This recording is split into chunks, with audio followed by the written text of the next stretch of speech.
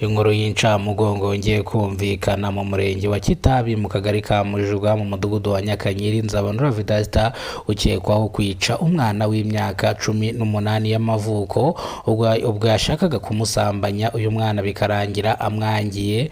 Nzabandora Vedaste akahita afata umwanzuro wo kumwica. Ni mugenzi Nzabandora Vedaste yashyikirijwe ubugenzacyaha bw'umurenge wa Kitabi kugira ngo akurikiranweho icyaha cyo kwica umwana w'umukobwa w'imyaka 17. Yishe uno mwana koko nk'uko bivurwa.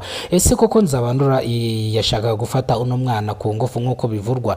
Ni mu gihe umuturage yavuze ngo Nzabandora Vedaste iyi mico n'imyitwarire asanzwe ayigira ubwo aheruka gufata umumama w'imyaka 30 ku ngufu, ariko icyaha cyanga kumuhama ararekurwa. Ni mu gihe Nzabandora Vedaste yashyikirijwe ubugenzacyaha bwo mu murenge wa Kitabi kugira ngo akurikiranweho ibyaha ashinzwe. Bivuga yuko Nzabandora ubu araye mu maboko ataraye ku itariki 29 z'ukwezi kwa munani mu mwaka 2025. Uyu musore akaba yashyikirijwe ubugenzacyaha kugira ngo akurikiranwe icyaha cyo kwica uno mwana. Ese koko uyu mwana yamwishe cyangwa ntago yamwishe? Nange no mpamvu ndano kugira ngo mbasobanurire. Kora subscribe ufungura inzogera kugira ngo uzajye ubona amakuru mu gihugu cy'u Rwanda. Je mugiye kubana nitwurinzwe n'Imana Emmanuel, abanzi banze ku mazina ya Kidasamura. Wewe ukoze subscribe uruwa gaciro, ibyo tugezeho niho tubikesha. Nawe utarayikora yikore ufungura inzogera kugira ngo ujye ubona amakuru mu gihugu cy'u Rwanda. Ubwo rero reka twikomereze amakuru yacu mu murenge wa Kitabi. Nimba warangije gukora subscribe.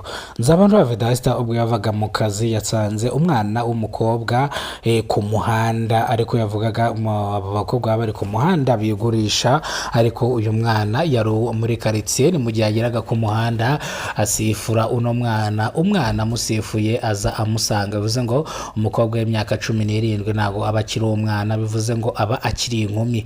Amusifuye rero nibwo bazamukanaga gatonya, nibwo noneho uyu mukobwa yaje kumvikanwa ko yitabye Imana. Gusa baketse Nzabandora yuko ariwe yaba yamwishe kubera ko niwe yamuhamagaye barazamukana. Rero Nzabandora akaba afungiye ku murenge wa Kitabi kugira ngo akurikiranweho iki cyaha. Iki cyaha ni kimuhama cyo kwica uyu mwana. Igifungo gishobora kugera ku myaka 30 kikagera no ku gifungo cya burundu bitewe n'uburyo kibyagenzemo. Iki cyaha kitamuhama ararekurwa nk'umwere asubire mu rugo. Ni mu gihe rero Nzabandora Vedaste ubu ngubu ari mu maboko ataraye, bivuga yuko ari muri gereza kugira ngo iki cyaha kimuhame.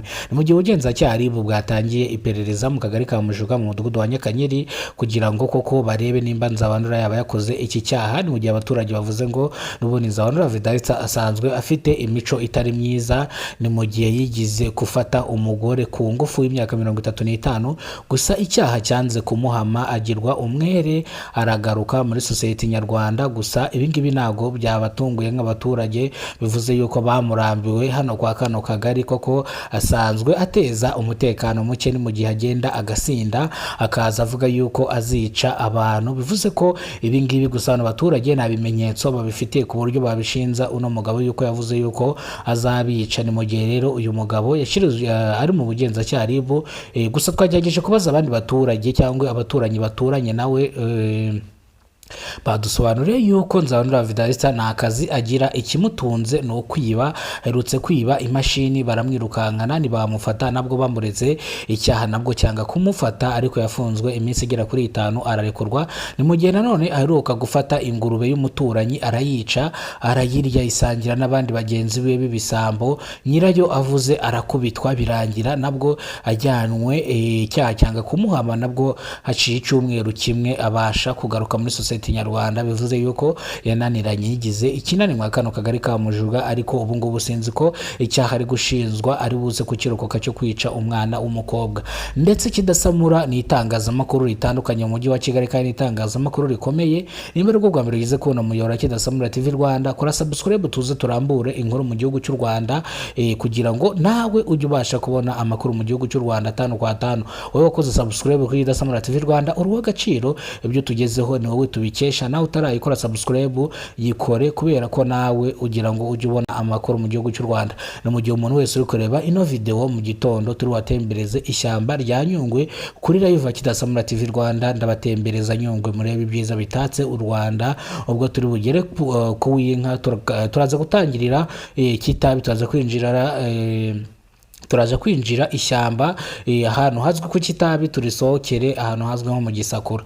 Murabizi ko ishyamba rya Nyungwe iyo itangirira Kitabi, warisohoka ukarisohokera ku Gisakura. Ni mu gihe rero Kidasamura aka ni akantu anyujijemo kugira ngo bamenye yuko mu gitondo mu masaha ya saa moya live iba yagiyeho ari kubereka ibyiza nyaburanga.